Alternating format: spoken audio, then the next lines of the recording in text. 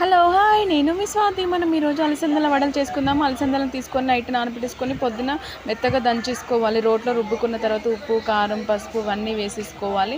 తర్వాత ఎల్లిపాయలు ధనియాలు జీలకర్ర అవి కూడా దంచేసుకోవాలి. రోట్లో దంచుకొని దీంట్లో వేసేసుకోవాలి. తర్వాత సరిపడ కరివేపాకు వేసుకోవాలి. కొత్తిమీర లేదు, వేయలేదు. కరివేపాకు వేసుకున్నాక కొన్ని నువ్వులు కూడా వేసుకుని అలసందల వడలో టేస్ట్ బాగుంటాయండి. అవన్నీ వేసుకున్న తర్వాత మంచిగా కలుపుకోవాలి. అవి కలిసేంత వరకు మంచిగా కలిపేసుకొని ఈరోజు కట్టెల పొయ్యి మీద చేస్తున్నాము వడలు.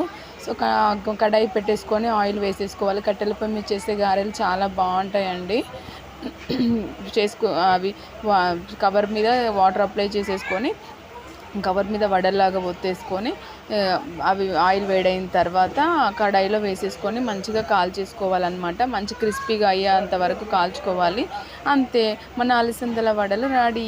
చాలా అంటే చాలా బాగుంటాయండి.